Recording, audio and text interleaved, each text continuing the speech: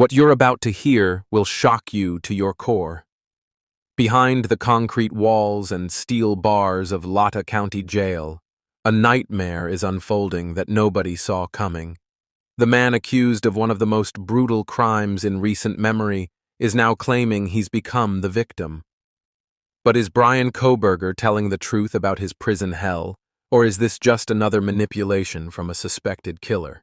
Today, we're diving deep into the disturbing allegations that have emerged from inside Bryan Kohberger's jail cell. What fellow inmates are allegedly doing to him will leave you speechless, and the psychological warfare happening behind bars might change everything you thought you knew about this case. Picture this. It's 3 a.m. in Latah County Jail. The fluorescent lights buzz overhead, casting harsh shadows across the cold concrete floors. In cell block D, a figure sits hunched over, writing frantically on a piece of paper. This isn't just any inmate. This is Bryan Kohberger, the man accused of brutally murdering 4 University of Idaho students in what became known as one of the most shocking crimes of the decade. But what he's writing isn't what you'd expect. It's not a confession. It's not an apology to the victims' families. Instead, it's a desperate plea for help, claiming that his fellow inmates have turned his incarceration into a living nightmare that's pushing him to the brink of psychological collapse. For months, the public has focused on Kohberger as the alleged perpetrator of unimaginable violence. But now, stunning revelations have emerged, suggesting that he's become the target of relentless harassment, intimidation, and what he calls psychological torture at the hands of other prisoners. These aren't minor inconveniences we're talking about. These are allegations of systematic targeting that, if true, could have serious implications for his mental state and the integrity of his upcoming trial. The first hints of trouble came through Kohberger's legal team in early communications with the court. What started as routine filings about prison conditions quickly escalated into something far more disturbing. According to sources close to the case, Kohberger began documenting incidents that painted a picture of an inmate systematically targeted by his peers. But let's be clear about something. This isn't about generating sympathy for someone accused of horrific crimes. This is about understanding the complex dynamics of prison life and how they might impact one of the most closely watched criminal cases in recent history. The allegations, as they've been presented, paint a disturbing picture of daily life behind bars for Kohberger. According to his accounts, what began as typical prison hostility, the kind that any high-profile inmate might expect, has escalated into something far more systematic and psychologically damaging. Fellow inmates, according to these reports, have allegedly created what amounts to a 24-hour psychological pressure campaign. This includes constant verbal harassment, threats shouted through cell walls at all hours of the night, and what prison officials describe as organized intimidation tactics designed to break down his mental defenses. But here's where it gets truly disturbing. The allegations go beyond simple name-calling or threats. According to documents that have surfaced, Kohberger claims that inmates have developed sophisticated methods of psychological warfare that would make hardened criminals cringe. We're talking about coordinated efforts to disrupt his sleep, contaminate his food, and create an environment of constant fear and anxiety. One particularly shocking allegation involves what Kohberger describes as audio torture. According to his accounts, groups of inmates have synchronized their activities to create maximum psychological impact. This includes banging on pipes and walls in rhythmic patterns throughout the night, creating a constant cacophony that makes sleep virtually impossible. The sleep deprivation, according to mental health experts familiar with the case, isn't just about discomfort. It's about psychological breakdown. Dr. Sarah Mitchell, a forensic psychologist who has studied prison dynamics for over 2 decades, explains that systematic sleep deprivation can have devastating effects on mental health, particularly for someone already facing the extreme stress of capital murder charges. What we're seeing described here goes beyond typical prison bullying, Dr. Mitchell notes. If these allegations are accurate, we're looking at organized psychological warfare designed to break down an individual's mental defenses completely. The long-term effects, could be catastrophic. But the audio harassment is just the beginning. According to Kohberger's documented complaints, inmates have allegedly found ways to contaminate his food and water supply. This isn't about poor prison cuisine. We're talking about deliberate efforts to make basic sustenance a source of fear and revulsion. The food contamination allegations are particularly disturbing because they represent a violation of one of the most basic human needs. According to prison sources who spoke on condition of anonymity, inmates have allegedly found ways to introduce foreign substances into Kohberger's meals, ranging from bodily fluids to cleaning chemicals. These aren't isolated incidents, according to the documentation. They represent a systematic campaign designed to make every aspect of daily life a potential threat. Eating becomes an act of courage rather than basic survival. Drinking water becomes a calculated risk rather than a fundamental necessity. The psychological impact of this constant vigilance cannot be overstated. Imagine living in a state where every meal could potentially harm you, where every drink might contain substances designed to make you sick. This isn't just harassment. It's a form of psychological terrorism that could break even the strongest individual. Prison officials have been surprisingly forthcoming about the challenges they face in managing high-profile inmates like Kohberger. Deputy Warden Robert Hayes, speaking in general terms about celebrity prisoner management, acknowledges that these cases present unique challenges. When you have an inmate who has attracted significant media attention, especially for violent crimes, you're dealing with a powder keg situation, Hayes explains. Other inmates see these individuals as targets for various reasons. Some want to make a name for themselves, others are genuinely outraged by the alleged crimes, and some just see an opportunity to cause chaos. The prison administration's response to these allegations has been mixed. On one hand, they acknowledge the reality of increased hostility toward high-profile inmates.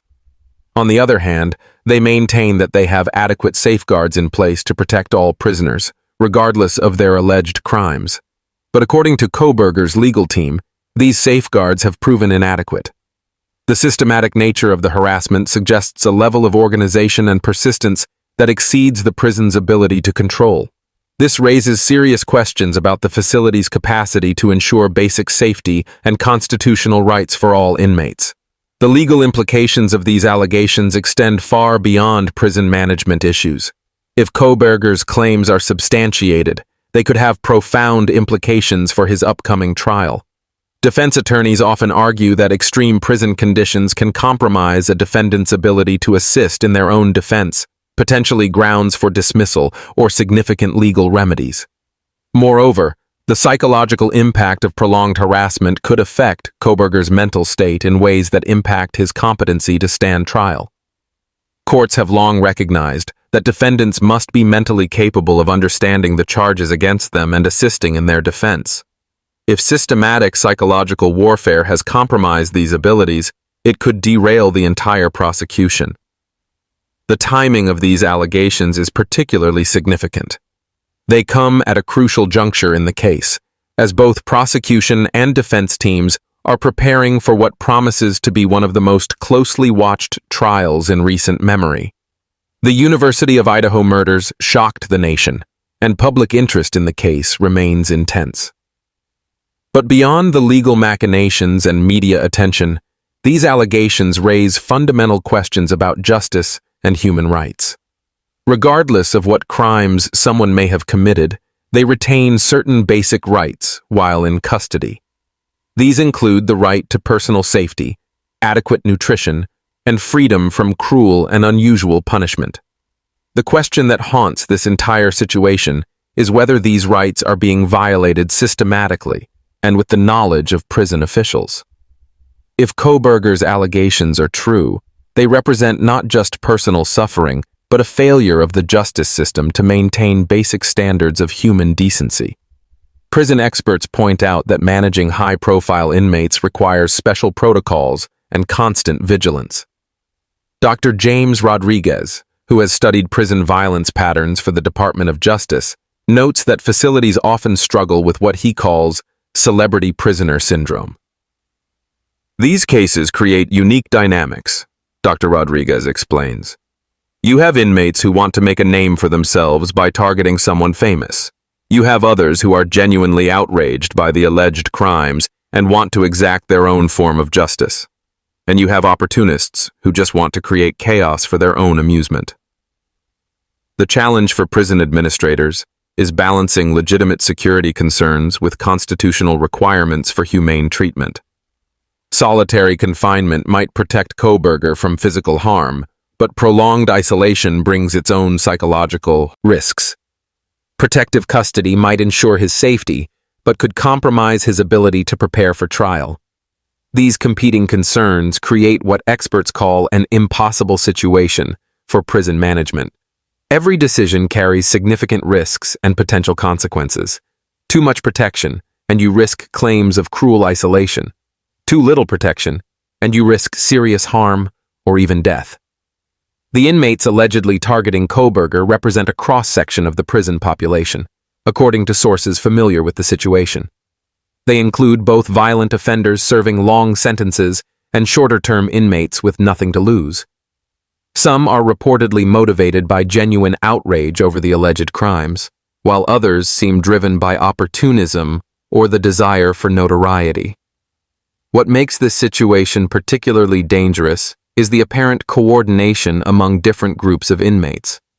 Prison violence is often spontaneous and disorganized, but the allegations in this case suggest a level of planning and cooperation that security experts find deeply concerning.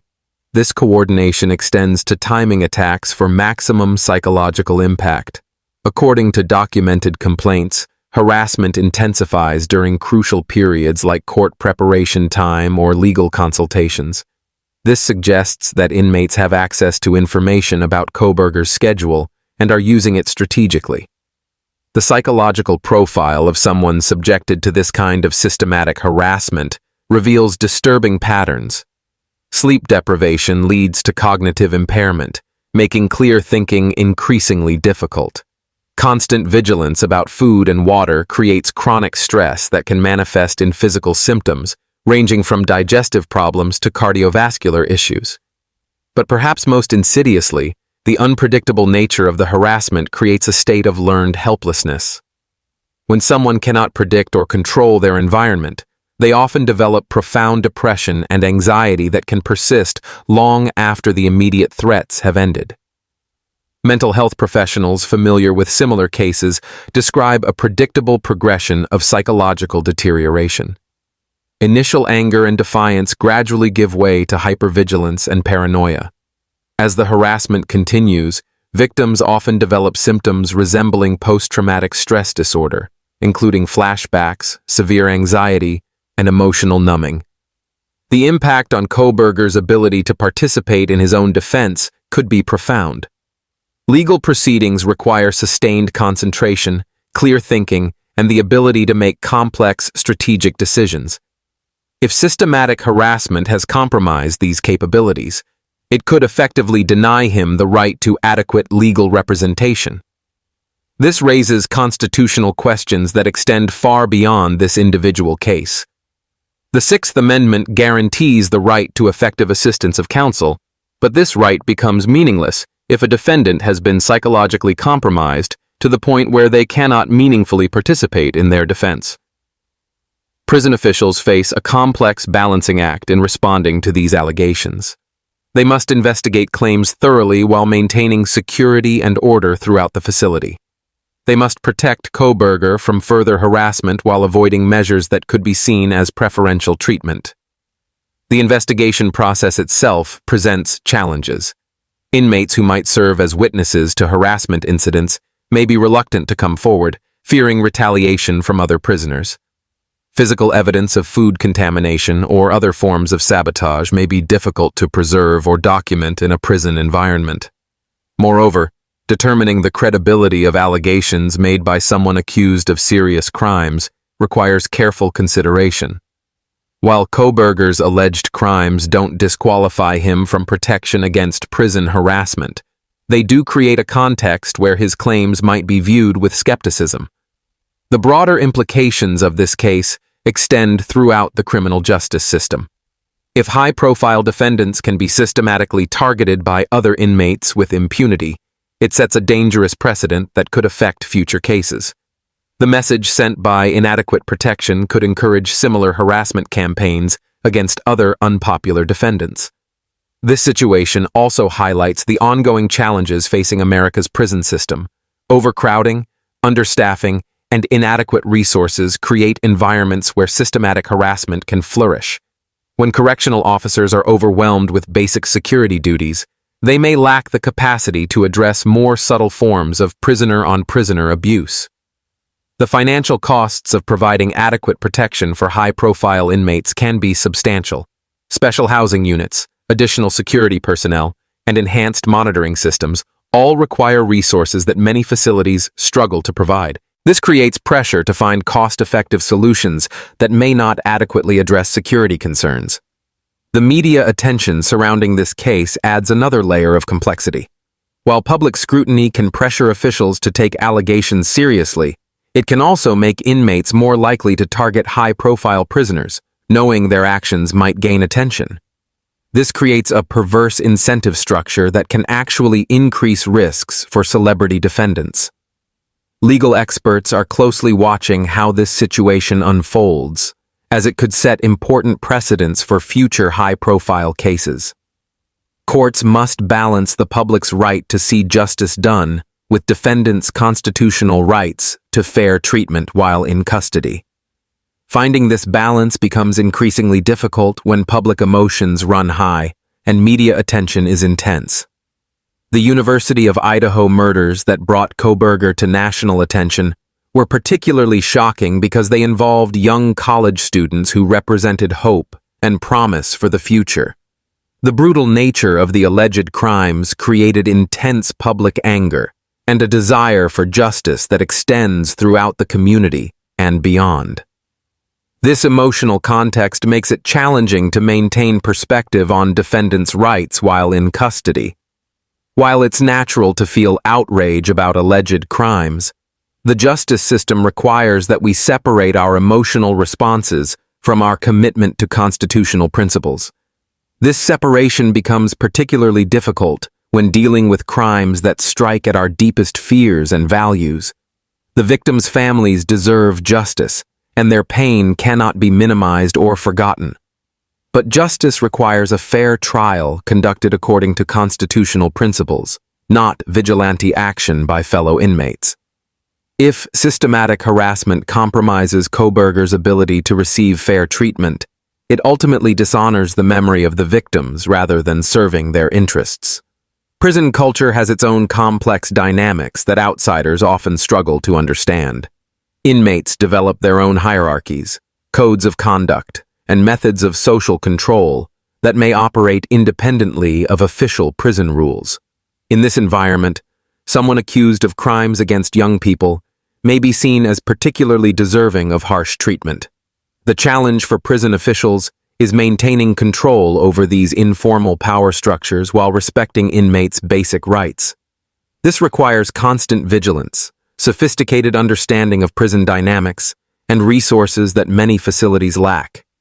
When these systems fail, the consequences can be severe for all involved. The documentation of harassment incidents requires careful attention to detail and proper procedures. Claims must be investigated thoroughly, evidence must be preserved properly, and witness statements must be obtained and verified. This process can be time-consuming and resource-intensive, particularly when dealing with uncooperative witnesses or sophisticated forms of harassment. Technology offers some solutions to monitoring and documentation challenges. Video surveillance, audio recording systems, and electronic monitoring can provide objective evidence of harassment incidents. However, these systems are expensive to install and maintain, and they raise privacy concerns that must be balanced against security needs. The psychological evaluation of inmates subjected to systematic harassment requires specialized expertise. Forensic psychologists must distinguish between legitimate responses to stress and pre-existing mental health conditions. They must also assess whether psychological damage affects a defendant's competency to stand trial or ability to assist in their defense. These evaluations can be complicated by the stigma associated with the alleged crimes and the defendant's potential motivation to exaggerate symptoms for legal advantage. Mental health professionals must maintain objectivity while providing accurate assessments that courts can rely upon in making crucial decisions about trial proceedings. The long-term implications of prison harassment extend far beyond the immediate legal case. Psychological trauma sustained during pretrial detention can have lasting effects that persist long after release or resolution of criminal charges. These effects can include chronic anxiety, depression, post-traumatic stress disorder, and difficulty trusting others or feeling safe in social situations. For someone facing potential life imprisonment or capital punishment, these considerations might seem academic. However, they remain important for understanding the full human cost of systematic harassment and the moral obligations of the justice system to protect all individuals in its custody. The prevention of prisoner-on-prisoner harassment requires comprehensive strategies that address both individual incidents and systemic factors that enable abuse. This includes staff training, clear policies and procedures, adequate monitoring systems, and swift responses to credible allegations. Without these elements, harassment campaigns can escalate quickly and cause serious harm. Educational programs for inmates about the consequences of harassment and the rights of all prisoners can help create a culture that discourages systematic targeting of vulnerable individuals. These programs must be supported by consistent enforcement and meaningful consequences for violations. The investigation into Kohberger's allegations continues, with prison officials, legal teams, and oversight agencies all playing important roles. The outcome will likely influence how similar cases are handled in the future, and may lead to policy changes designed to better protect high-profile inmates. As this story develops, it serves as a reminder that justice requires more than simply arresting and prosecuting those accused of crimes. It requires maintaining a system that treats all individuals with basic human dignity while they await their day in court. Whether Bryan Kohberger is ultimately found guilty or innocent of the charges against him, his treatment while in custody reflects on the integrity of our entire justice system. The truth about what's happening behind the walls of Latah County Jail may be even more disturbing than these initial allegations suggest, or perhaps they represent an elaborate manipulation by someone desperate to avoid accountability for heinous crimes. Either way, the search for truth must continue, guided by facts rather than emotions, and constrained by constitutional principles rather than public opinion. What we know for certain is that the coming months will reveal much about how our justice system handles its most challenging cases, and whether it can maintain its commitment to basic human rights, even when dealing with the most despised defendants. The eyes of the nation are watching, and history will judge whether justice was truly served in all its dimensions.